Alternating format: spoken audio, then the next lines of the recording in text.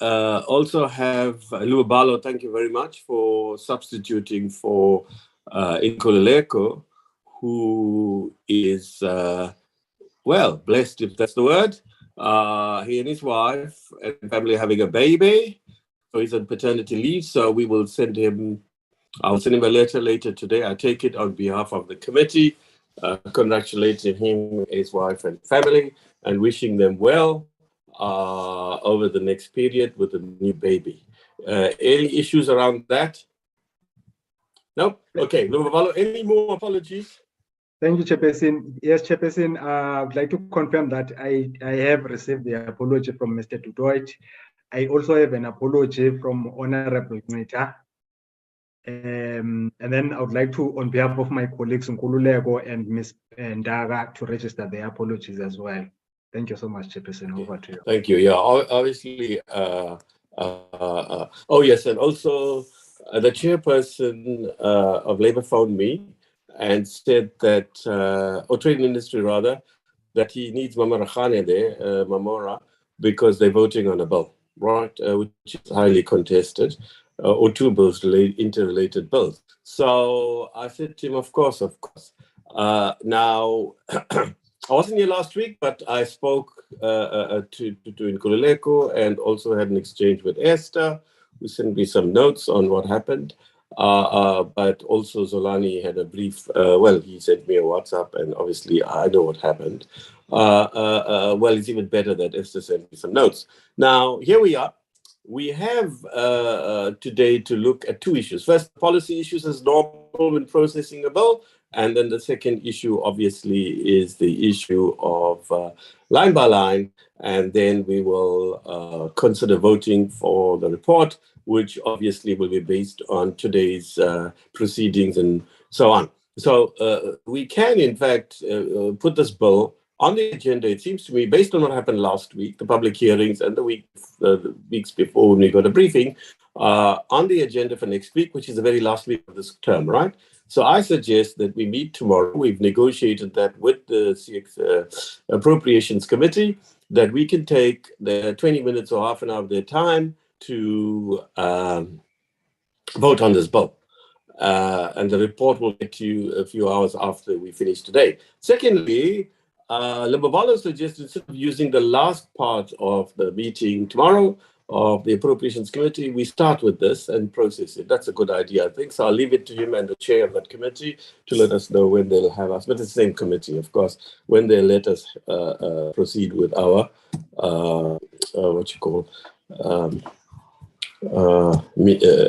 voting. So let's get to the policy issues.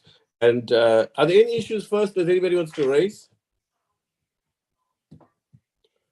Nope. Can you see anybody's hand up, Lubabalo? No. All right. In that case, let me go to what has happened, colleagues. Not your problem, it's mine. I updated. What's that, Lubabalo? You update your software, and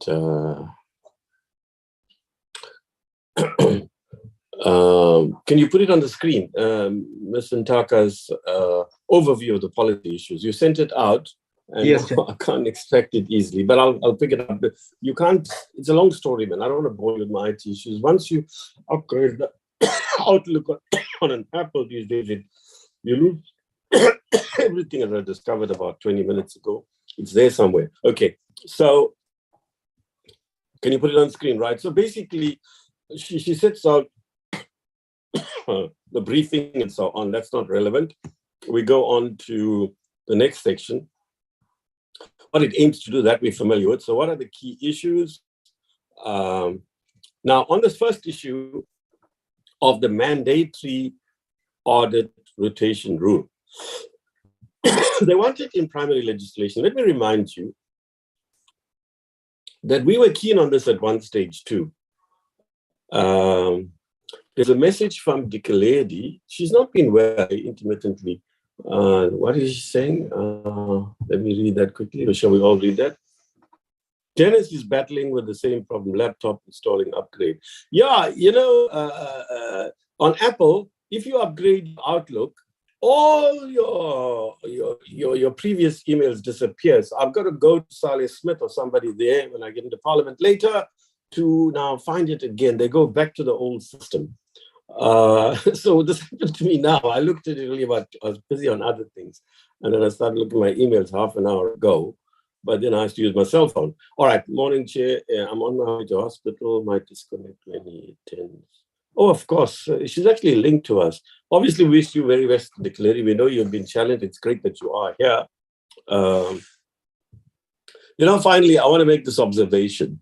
It doesn't apply to you guys, not Dennis and so on. But,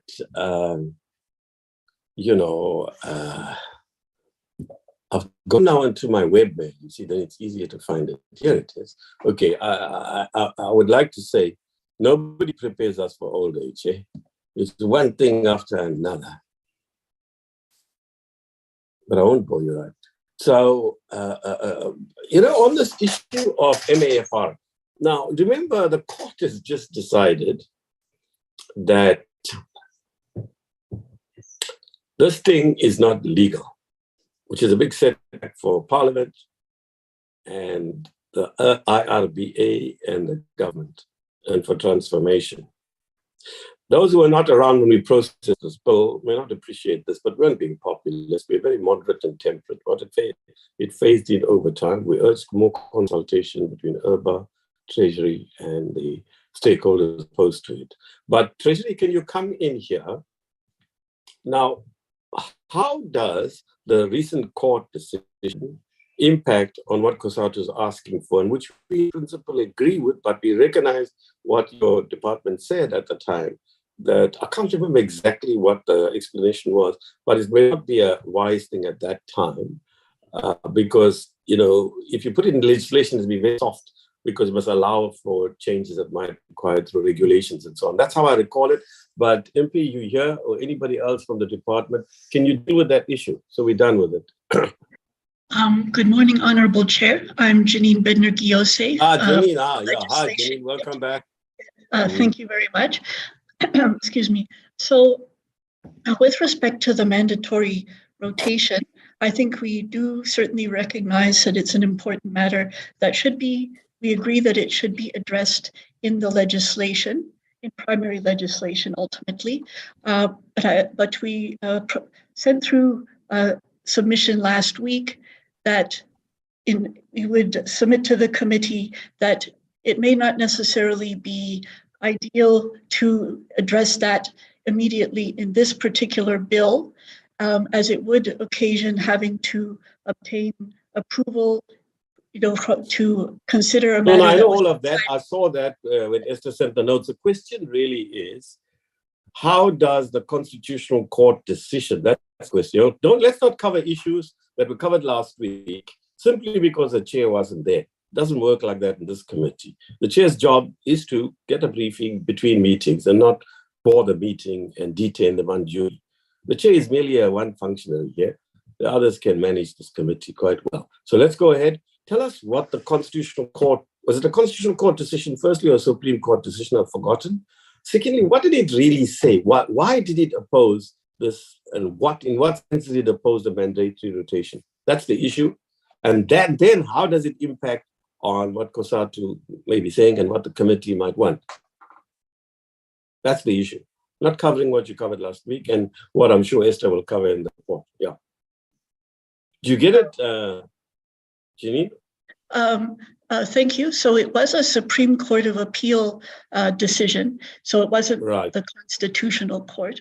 But my understanding is, I didn't actually read the judgment myself in detail, but my understanding is that we do need to address the issue it should be addressed in legislation to align appropriately. And so we would want to amend the Auditing Profession Act appropriately in that regard to align with the Supreme Court of Appeal judgment. And so we certainly recognize the importance of the decision, and we certainly support that it should be addressed in the legislation as soon as maybe reasonably possible through legislative processes. Okay, so colleagues, is anybody want to say anything about this matter? Basically, what Janine seems to be saying is that she's not very familiar with what the court decided. Presumably those who work in this area are. Secondly, that it will not impact on the exchanges we had last week. Am I right, Janine? I'm sorry, I just missed your last sentence. Yeah, I'm saying, you see, basically what I'm saying is, I know, based on Esther's notes, what it is that was discussed last week. What I'm asking is, the effect of the Supreme Court decision will not impact on your commitment to put this rotation in law by a certain time in the new term, say by the late part of 2024. So the Supreme Court decision won't impact negatively on your commitment to do something about this in the law. No, we certainly remain with that commitment to address this issue appropriately in the law. And we certainly should be able to do so, by the end of 2024. We will certainly look at what might be the most efficient legislative mechanism, process that we would be able to include appropriate legislative amendments to address this issue. So in other words, you're saying the court decision won't affect what you plan to do. Is that what you're saying? Or you don't know? I don't think that it should affect, what we've indicated, that we are committed, I think, to ensuring that, we would address the issue through appropriate legislative amendments that we will develop as efficiently as possible. And we have engaged with colleagues. You'll take into account, right? You'll take into account what the court has decided and see how you work around that. Secondly, are you going to take the Supreme Court decision and appeal? Is IRBA going to do so? The department? What's your decision? My understanding is that there isn't an intention to take the decision on appeal. I think colleagues from IRBA are here. I don't know if they want to make any inputs on this. Colleagues from IRBA, can you reply quickly, please? Are you planning to do something? Can you explain to us why the court decided it wasn't legal? Excuse me. Thank you. Good morning, Honourable Chair and members. I am joined also by our Legal Director, Rebecca Motsepe, on this matter, who can jump in. But in essence, Chair, the court judgment set aside the rule on the basis that the IRBA did not have the power to... That's right, yes. Yeah. So it did not go into the merit of, or the merit of MAFR. It was purely a technical legal matter around whether IRBA had the power to set the rule. At this stage, we are not contemplating taking the matter on appeal purely on the basis of cost and time. We believe that in discussions with Treasury, and also as indicated by this very committee and the Standing Committee of Finance, and an instruction really to Treasury a long time before the judgment to legislate mandatory firm rotation, we are in support of that, and we will support and work with Treasury in terms of getting that done as soon as possible.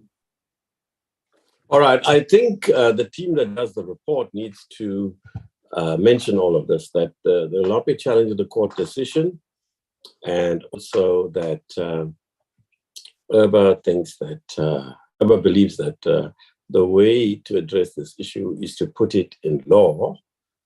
Now, what are we putting in law?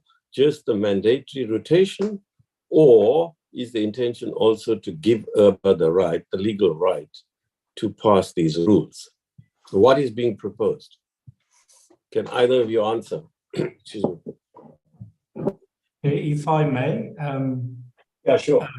So Chair, yes, we are at the moment obtaining senior counsel opinions around how best we could possibly do this, but as it is National Treasury's process we will support and work with Treasury around how best it could be done. So we are busy consulting with our council on the matter. We don't have a view yet around how exactly it would look, and even if the APA is the best place to put the rule in. So I think those things should be cleared in the coming months as we investigate and as we research the best way to do it. Janine, do you want to say anything? Thank you very much. And yes, so National Treasury will also certainly work with IRBA on looking at what is the most appropriate legislative provisions that might be proposed in Parliament to address the issue. And we will certainly be working on this very expeditiously. All right, thank you. So the second issue that arises in our report is to have to put something down about when we expect this bill to be ready. So, because, you know, they'll take years and years and years. So I think we should say they must deliver the bill by the end of 2024. We must put some timeline in. Otherwise, Parliament's recommendations are meaningless. And then just be followed up by the, and good luck to that happening, followed up by the incoming committee. Otherwise, it's a meaningless thing to say, oh, well, yeah, we agree they should do it, but we have to put timelines. Whenever we do reports, I think the staff should always, even if the members don't do it, say they want timelines, question mark, and the committee, when it processes a report, must put the timelines down. Okay, good. The next issue then is clarity-seeking questions. And Janine, you can read them. I'm not going to go through all of them. You presumably got the slate last night. I don't know. So look at those questions there, and can you respond to them? Obviously, IRBA can come in as you want. There's I don't know why he's not coming in. I mean, he has rights here. He's putting a note here. Should also be part of the handover report. Yeah, DNS. I'm an old hat, okay? I've done this how many times? Since 1998, I've stayed in the same committee. But after that, I was asked to move from one committee to another in the ANC's wisdom. And each time I handed over handover reports, well, I won't say anything more. I've done my job. Anyway, yeah, okay, new generation MPs, maybe something will happen. But okay, fine, let's go on. Right, to the questions, please. Thank you. And thank you, Chair. So in respect of this question, I might perhaps ask a colleague from GPAA, Mr. Mnabisa, if he might come in on this. We did send through some information to the committee regarding the Special Pensions Act. We got this, thank you. Yeah, but just cover it because members don't always get a chance to read that. I saw that last night, thank you.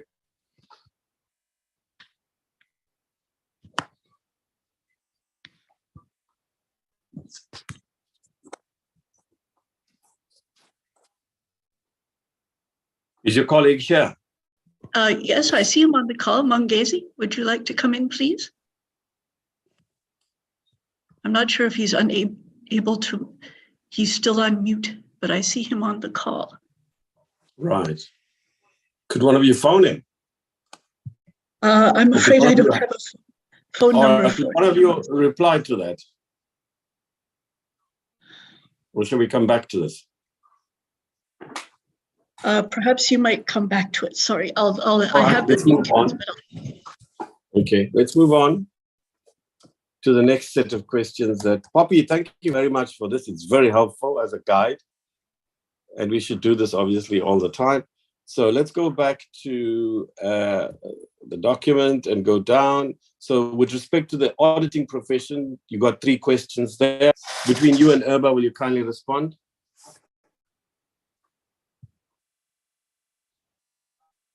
Thank you very much. Mr. Nagy, would you perhaps be able to come in, or Rebecca? Thank you, Janine. To the first point, I would like to ask Gillian or Rebecca to respond because they are both on the call.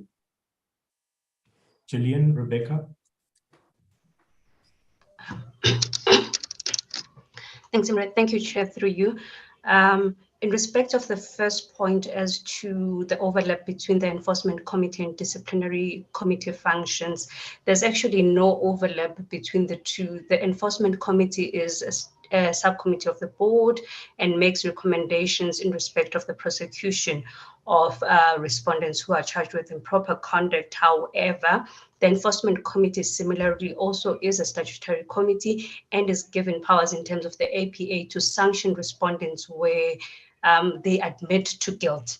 However, their sanctioning powers are limited and do not include the power to strike off a registered auditor in the event that the Enforcement Committee feels or takes the view that the improper conduct is so serious that it warrants a sanction of removal from the role or removal from the register. It will then refer the matter to the disciplinary committee, or where the registered auditor does not plead guilty to the charge, then the Enforcement Committee will not have the power to sanction. The matter will be recommended for the disciplinary committee. So the two committees have different roles within the APA that they deliver on. I hope that answers the first question. In respect of the second question, are there any specific conditions or circumstances that would trigger the referral to? If so, yes. So in respect of the second point, the Act does not specifically list under which circumstances a referral to the disciplinary committee would be triggered. However, what is clear from the Act is that the Enforcement Committee, in determining the charges or in dealing with the charges, would have to take the view that the charges are so serious that it falls outside, that they warrant a sanction of strike off or suspension, which sanction falls outside of their jurisdiction. The matter would then be referred to the disciplinary committee and a full hearing would take place. So it's not as if a decision by the Enforcement Committee to say the matter is serious or the charges are serious would subsequently lead to a sanction of strike off or would then hold water in respect of the disciplinary hearing process, as that's a very different process on its own. And similarly, as I indicated earlier on, in the circumstances where the auditor does not, even if the Enforcement Committee does not take the view that the improper conduct is so serious as to warrant a harsher sanction, but the auditor does not plead guilty to the charges, then the determination of charges will be referred to the Enforcement Committee. So the Act does not specifically outline those circumstances where the type of improper conduct would then have to go through to the disciplinary committee, but rather circumstances under which the matter can be referred. In respect of the third point, in instances where the registered auditor does not admit guilt to the charges, what procedures are followed by the Enforcement Committee before making a referral? So, Chair, in respect of the third point, there would obviously be some engagements in writing with the registered auditor.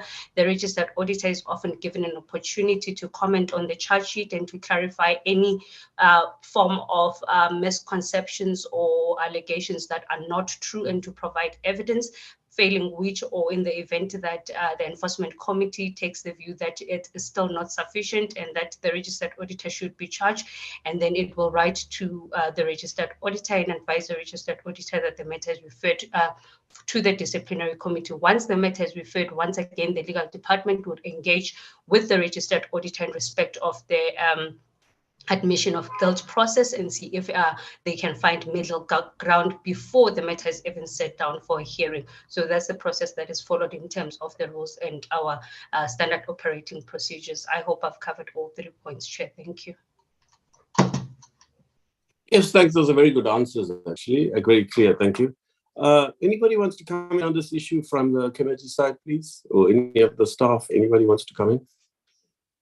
Nope. Wow. Okay, fine. We must move on then. There's nothing else really. Is anybody wants to raise anything else before we start getting clause by clause? Let me warn you, as important as this bill is, it's a very boring bill to read, with due respect, Janine. Not the quality of the writing. The issues are very technical, nothing very stimulating. I read it last night. And while the issues are very important, it's human at my age, 67, to not get very stimulated by the issues. They're things that are consensual. I don't know whether other parties will oppose it for the sake of opposing it, but I can't see what the issues are, quite frankly. It's not a meaty bill to fight over. So there's nothing I got to fight with Dennis and Simon Moletsane and Fani. So in that sense too, it's like boring. So maybe I'll fight with somebody else, somebody in my family or something. So a quota of fighting. No, Dennis is high because there's nobody to argue with. Okay, I'm joking, lest you think that's absolutely serious, but some of you might think it was half serious. You're entitled to that view. The only other issue I have to ask is this thing about the liability solution, right? Will it really help? I know you all discussed it last week, but looking at the notes I was given, it's a question that needs clarity, really. So, Janine, you want to come in on that, or one of your colleagues? The changes to the Land Bank Act now. You know, the committee raised this thing about whether these amendments should assist the bank with its liability solution and enable to better support the agricultural sector. Now, is that really going to happen? Why? It's not clear to me why or how the committee can monitor it. I know Fani feels very strongly about this area, particularly because of his constituency, but we all are concerned. So, you know, do you want to add anything there, Janine? Or you have somebody in your department who's better equipped in that area of the land bank? Very much. I don't know if my colleague Rudzani from the Assets and Liability Management Department would like to come in and give any more detail about the support to the land bank. Yeah, please do, and especially around this liability solution matter, please. I must thank Zolani for cheering last week. I forgot to say that. Yes. Go ahead, please. I hope you can see me. Good morning, everyone. Yes, very much, madam. Honorable members. So the reason why we are actually requesting that the amendment of the Land Bank Act be expedited is because it will assist in terms of the conclusion of liability solution, in that the land bank will be able now to go back to its original mandate, either to assist in terms of emerging farmers, and it also we're also going to be able to finalize the liability solution, because it's going to be one of the mechanisms that the land bank will use in order to come to an agreement with the lenders. Thanks. Any issue there? By the way, I haven't welcomed Linda Moss, our very new member, partly because I've been in and out of the committee over the last 3 weeks, but there won't be anything in the next 2 weeks that will draw me away from Parliament. So welcome, Ms. Moss. Linda, welcome. I will phone you later and we can discuss things over the phone. We've lost Njadu, by the way. He's chairing, as you know, the Transport, I think, Committee. Okay. And he was an active member of both our committees, Appropriations and Finance. So obviously we shall miss him. And I'm sure Linda, once she's up to speed with the issues, she will find her feet, as it were. Okay, welcome, Linda. Now, where are we? As far as I can see, we're ready to go to the bill. I don't know if there are any other policy issues. I see something on the chat group. Let's see what's there. The chat. I am in Parliament and yes. It seems like I'm currently having challenges with my microphone. This is Monge. Oh, that's covered already. Yeah. Okay, who's coming about being here already? Some gentleman, I heard his voice. What did he say? Let's see if you can talk. That thing is not. Hello, Chair. Yeah. Yes, Lubabalo. Chair, don't you want to invite Mr. Monges to speak on these issues? Oh, yes, of course. Yes. Thanks for reminding. Yeah, of course, Lubabalo. Absolutely right. Is he connected to us now? Is he the one who just spoke? Yeah, I see a image there. Yeah. Yes, go ahead, sir. Am I audible, Chair? Very much so. Yes, thank you. Okay, Chair. If I can have the questions again on the screen or the consideration. Go ahead. Lubabalo will help you there. The very efficient Lubabalo. Who's been seconded by the United Nations. Hello, Chair. They are still on the screen. Military Pensions Act. There it is on page 1. Yeah, there they are, staring at you.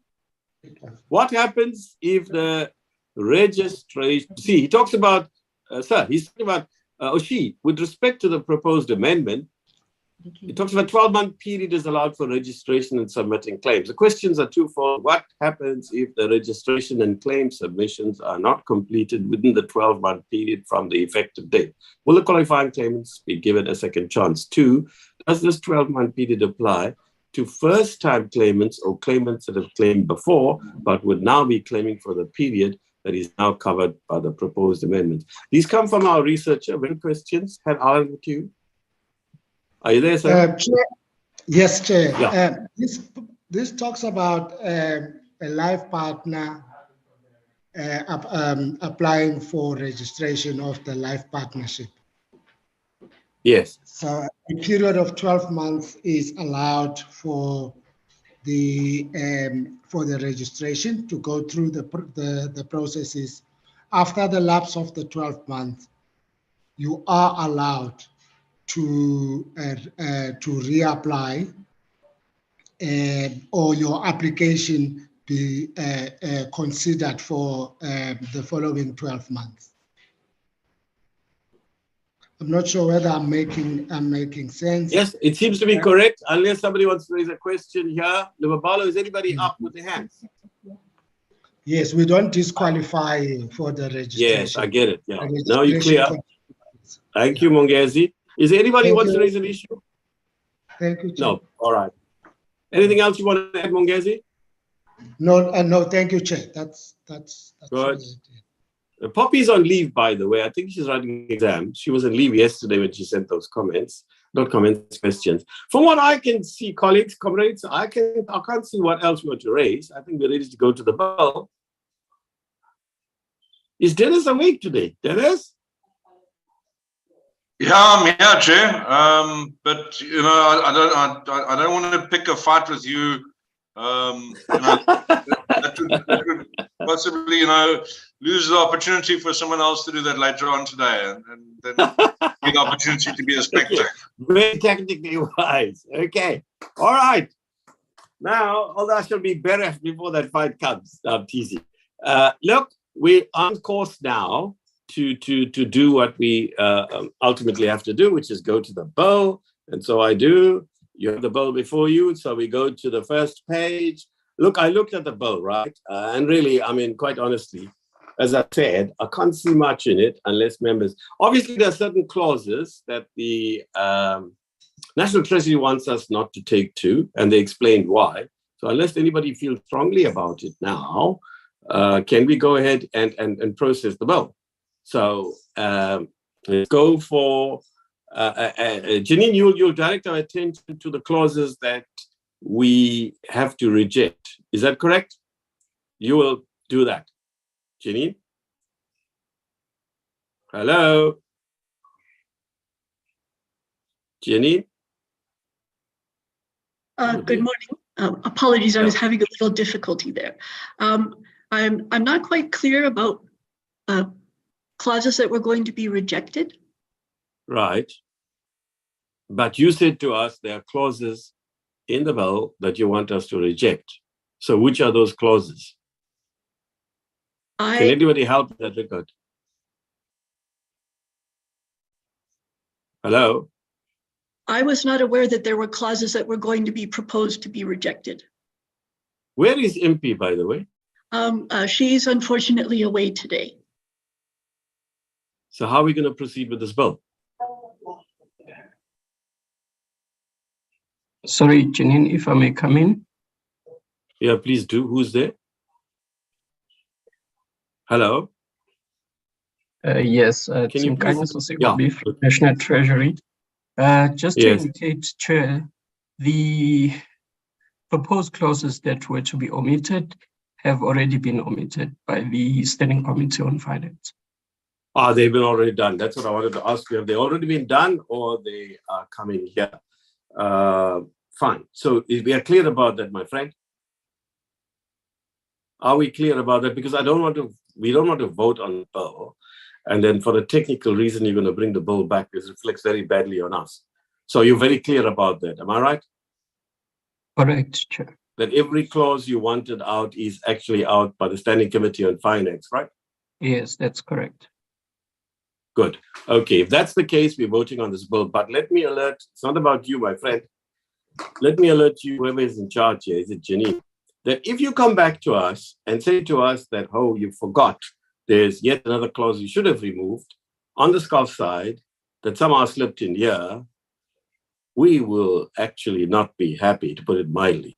So do we want to defer this, Janine and the gentleman who just spoke, and discuss it, whoever has drafted this bill and been there from the beginning, and we vote on the bill and the report tomorrow?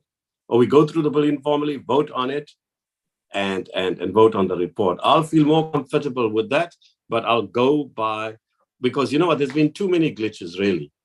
And increasingly, to be fair, what used to be one of the two top departments with justice in the quality of the bills you brought to us, it's been going down and down, and it reflects on us ultimately, not you, us, the Standing Committee on Finance and the Select Committee on Finance. So having said that, can members guide me on this? Thank you very much, Chair. Chair. She'll have to bear with us. It'll be another 15 minutes tomorrow or 10 minutes, but it's very swift to go through the bill. So somebody wants to say something. Yes, please do. Thank you very much, Chair. We are very confident that the committee can proceed to consider and vote on the bill.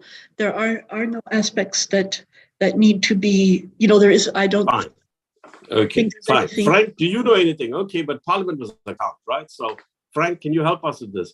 Do you or any of the staff, other staff members know whether all's on course yet so that we can go ahead and process the bill? Well, here's the thing, right? We're not voting on the bill.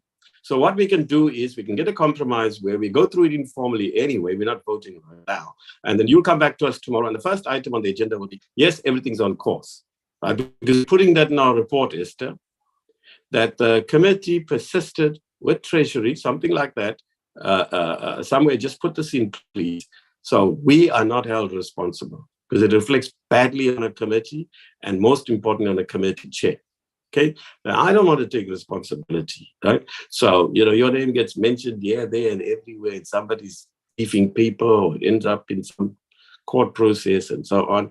Hey, it's not fair on me. So here we go. So we are not going to vote anyway. You will come and say, and Esther will put in our report. We won't vote on that report, colleagues, until something like this appears. That the committee persisted with Treasury, whether it was clear that the clauses it wanted removed have actually been removed, full stop. It gave Treasury another 24 hours to confirm this, and Treasury confirmed that the clauses that were meant to be removed are indeed so. You can shorten the sentences, it's very clumsy. All right, then we go ahead. So, having said that, I have looked at the bill from my side. I can't pick up anything. I was only worried about that now. Is there something here that, that should have been removed and is not? So we go down then, we're on the first page, and we're dealing with the Associated Institutions Pension Act. There's 1A, Hey, before you move off that, I'd just like to come in if you don't mind. Oh yeah, do of course. I didn't see your hand up. Thanks very much. Yeah, look, I think that we have a bill before us. We're working on this bill and we're going for it. If Treasury has something that they want to bring in, well, this is their opportunity. I accept you giving them one last opportunity, but they would need to strongly motivate why they would need that if they do come. It'll be a cap in hand and please tomorrow. But no, I mean, we must proceed on the basis of the information we have to hand, and that's the bill before us, and that's the deliberations that happened last week. So yeah, let's proceed. Thank you, Chair. Fine. Okay, but remember, we're not voting on the bill anyway, so it's not going to make any impact because we vote on the bill and the report at the same time. Remember? Okay. We start with the report informally as we do. Dennis, how long you've been here?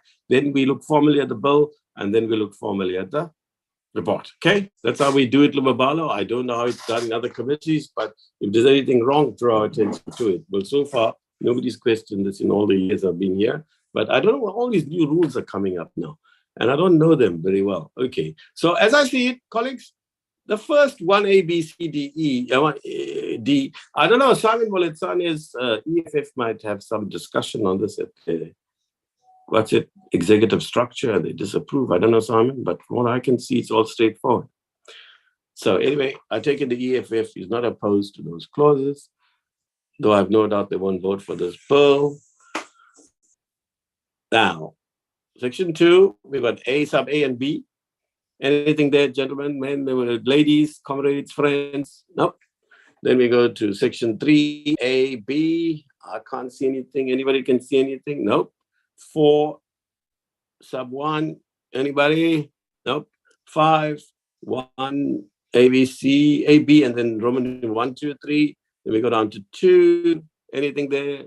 Nothing. Then we go to clause 6, 3A, B, sub 1, sub 2, anything there? 7, A, B, C, D. We go to 8, section 5 of the Temporary Employees Pension Fund. That did raise my interest. I didn't go very far with it. So 8A, no, it's 8 sub B, right? And then we go to 9, and then delegations at section 7 again.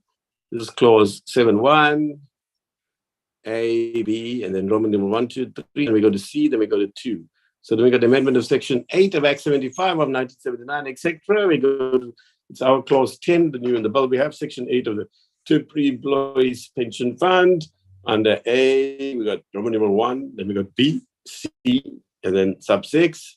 Then we go to page 6, section 11, or clause 11, section 1 of the GEPL, 1996. It's the amendment there that appears before you. Then we go to clause 12. The amendment sub 4 there, section 13, or clause 13, clause 14. We go to 15, 1, 2, 3, A, B, C. We go to the substitution section 16 on page 7. That's clause 15. Then we go to clause 16, 1, and then we go to 17. A, B is amended. Then we go to 18, 19, where we amend that section 45, 1, 2, and 3. Then we go to the amendment of section 49 of Act 26 of 2005. That's our clause 20 goes on into A, B, and then subsequent subsections. And then, of course, there's a short title enhancement. So there we are. Is there anything anybody wants to say before we informally vote on the bill or agree on the bill, and then we'll vote on it for memorandum? We don't look at the as you know. Thank you very much. Any questions? No.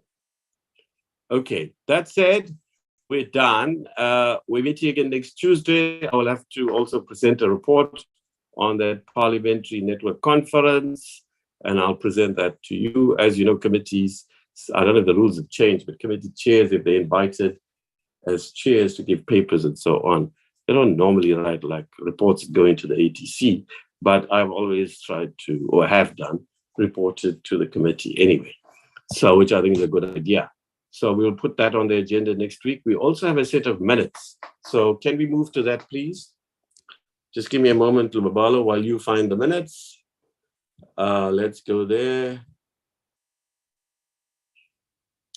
Were there a second set of minutes sent out with some changes to just a few little minor things that were done? So Lubabalo, is this the one with the changes or not so? It's the one with the changes, Chairperson. Thank you. Oh, all right, good. So the changes have been made. They're very minor ones, for clarity's sake.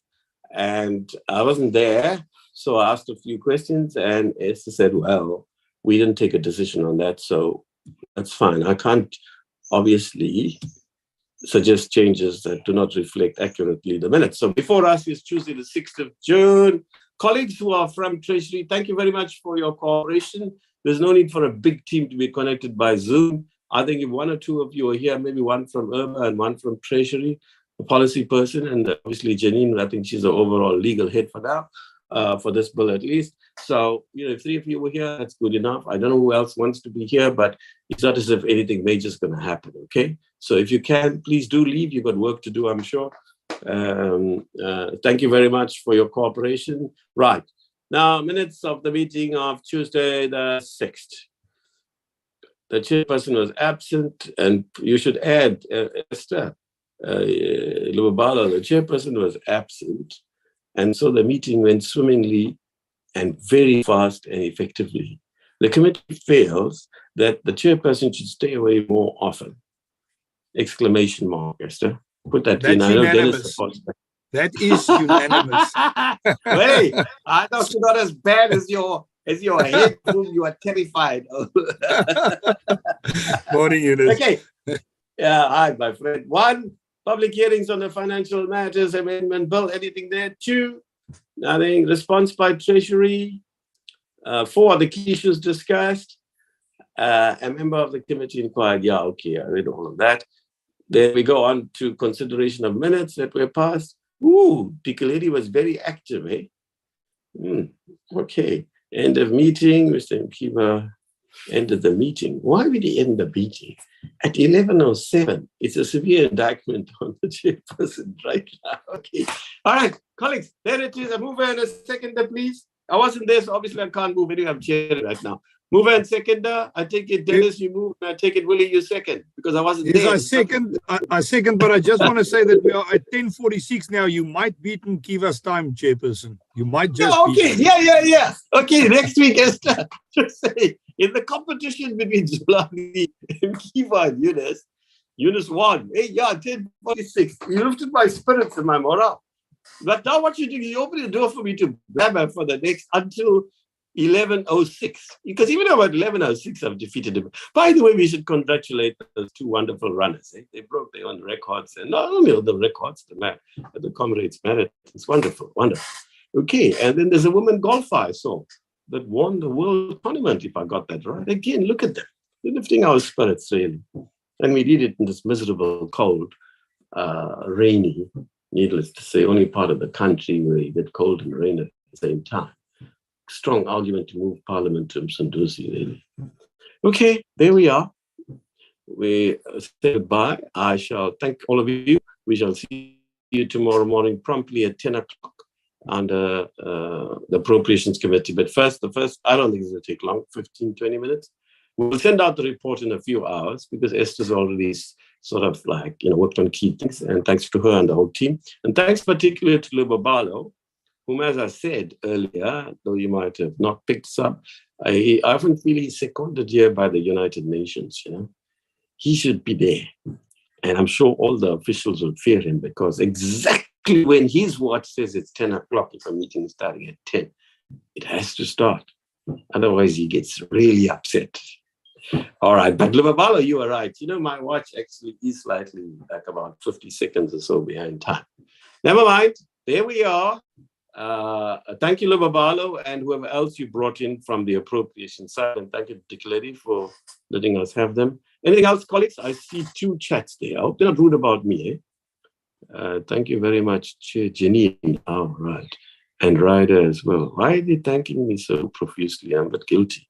I'm feeling a bit suspicious. All right. No, I was also absent, Chair. So I'm easing my way back in. So I'm just saying, all right. Without you and I on the meeting, it must have gone swimmingly. Yeah, I still added you. Okay, everybody. Simon, I missed your voice, man. Say hi before we part. I'm still well ahead of Zolani's record last week. I'll see you tomorrow, Chair. I'll see you tomorrow. Sorry? I'll see you tomorrow. That's rather abrupt. Okay, all right. See you, my friend. Do I have to see you? I can hear your voice. I don't need to see you. Okay, bye. Okay, Simon and everybody. Thank you. Bye.